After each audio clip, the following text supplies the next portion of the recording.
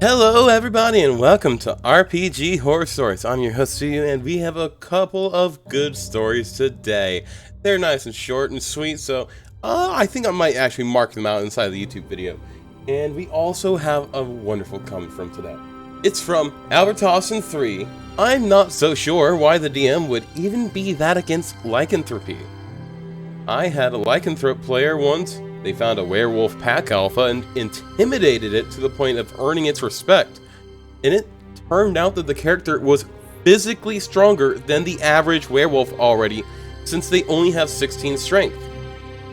I mean, sure, the immunity to normal weapons sounds OP, but I would argue that it is rather cool to see a player pull a nanomachine, son. They harden in response to physical trauma. and then have one of the fodder run away to warn the boss to silver everyone's weapons, or for any spellcasters to get hold person ready or whatever. And I completely agree with you, Albertosson. Although I will say that having immunity to magical weapons isn't actually all that overpowered. By the time that you get to like level 5, level 6, level 7, you're probably going to be facing foes with +1 weapons, so you don't even have to worry about it being silvered.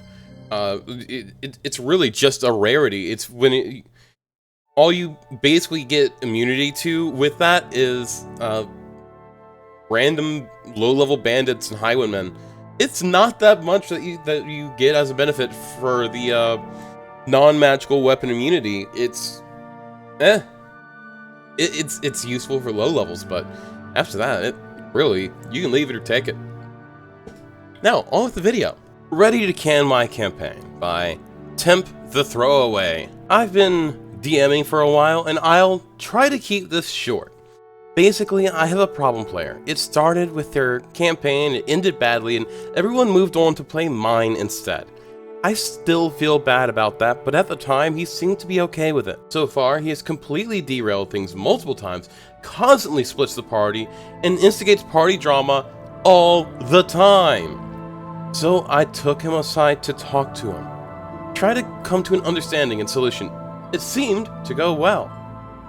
Great on you, OP. That's actually a great first step. That's what like 90% of DMs on this forget to do. And before I pause the recording, yes, I forget to do it myself sometimes. We're not perfect.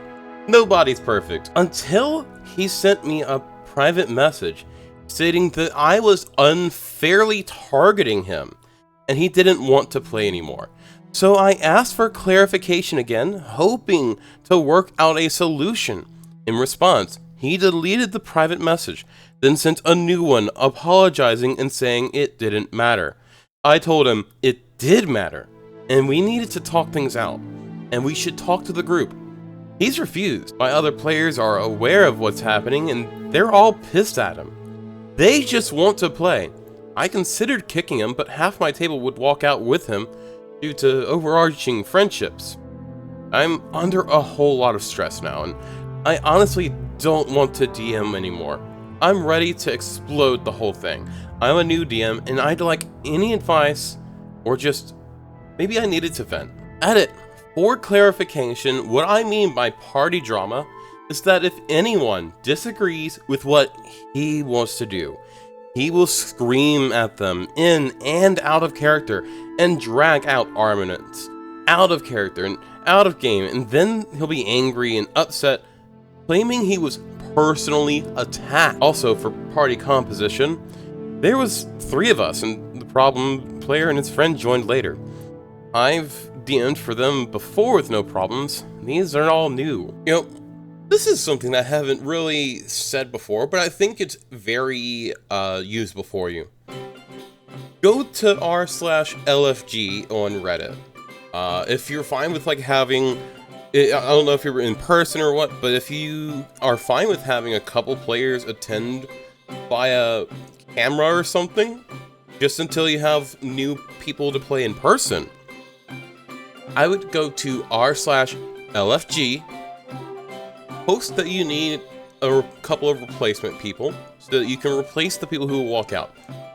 Once you have them ready, you've briefed them, you've given them sort of like a miniature session 0. I mean, like, they can't have a full one because they weren't there when the campaign started, but you can still, you know, brief them on the situation, brief them on the campaign, give them lore docs and everything.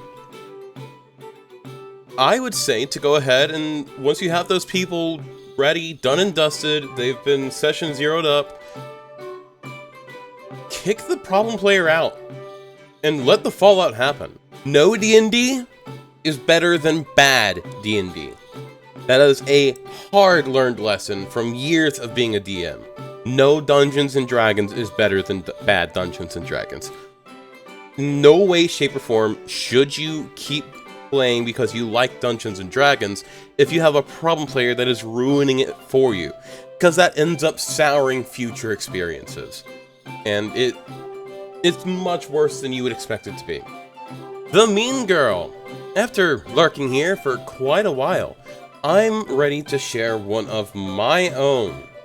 To spare you a bunch of useless backstory, let's cut to the chase.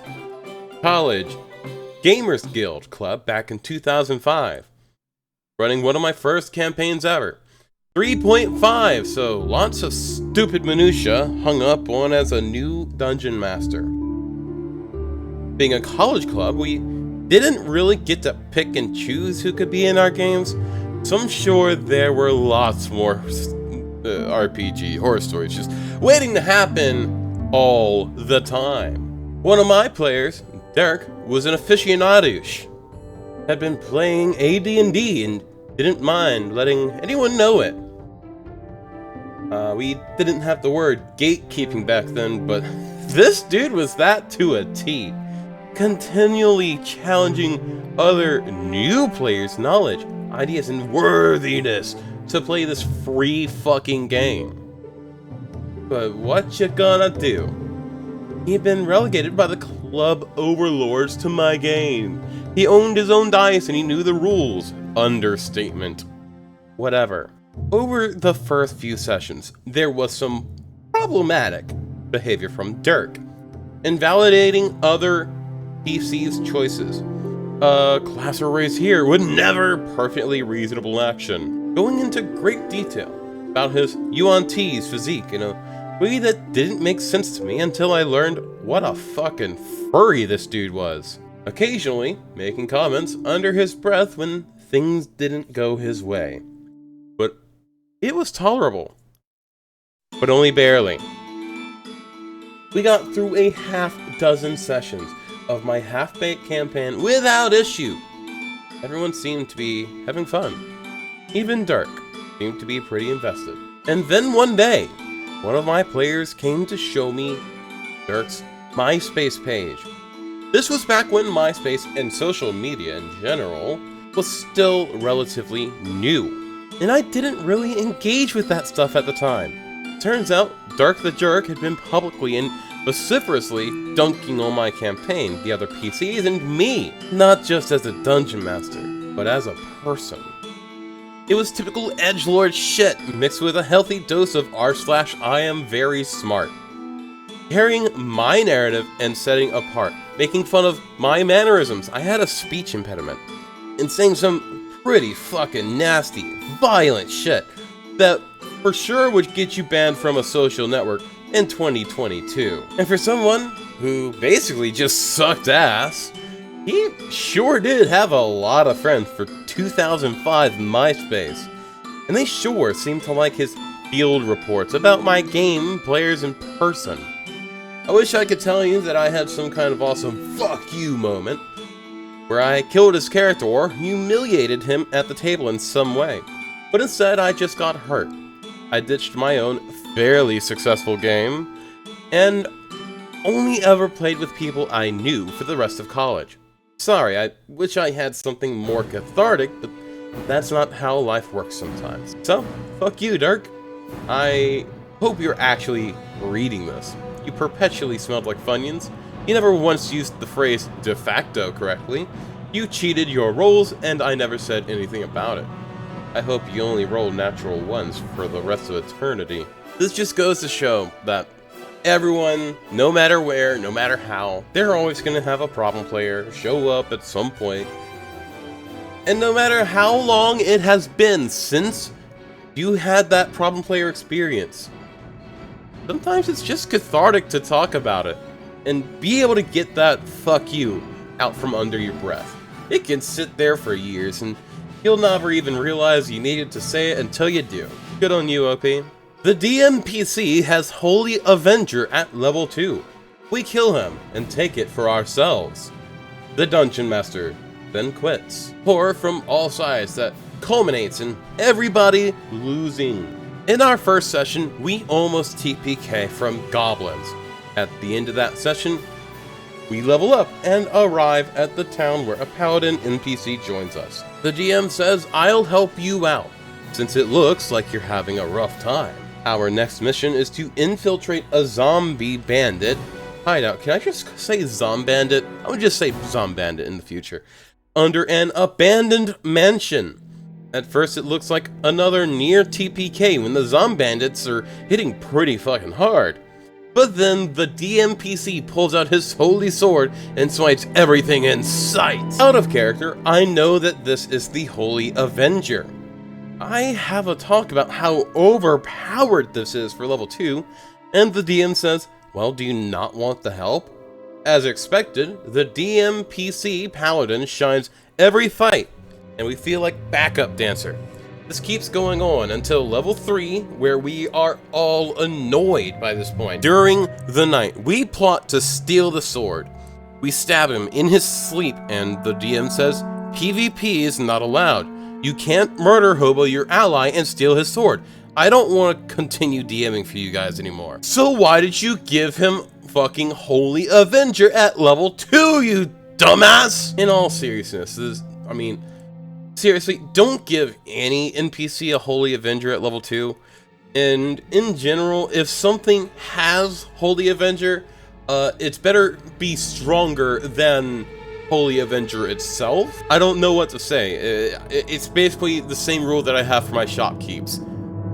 If my shopkeep has a +3 weapon, you bet your ass that my shopkeep can kill something that was holding a +3 weapon. If my shopkeep has a +3 Blade of Chaos, don't fucking touch him, because what he has in his inventory is a sign of how fucking strong he is. And trust me, you don't want to fuck with a shopkeep that just murdered a fucking fire giant to get a Blade of Chaos. So this is entirely the Dungeon Master's fault. This is great. Who the fuck gives Holy Avenger to a level 2? And why would you run a Dmpc with Holy Avenger at level 2? This literally just screams new DM, like maybe second or third campaign. Maybe it's like a one-shot or something. It's a common mistake for new game masters, new dungeon masters, to have a Dmpc, because this will turn into a cutscene. No matter what, no matter who you are, I don't care if you're Matthew fucking Mercer.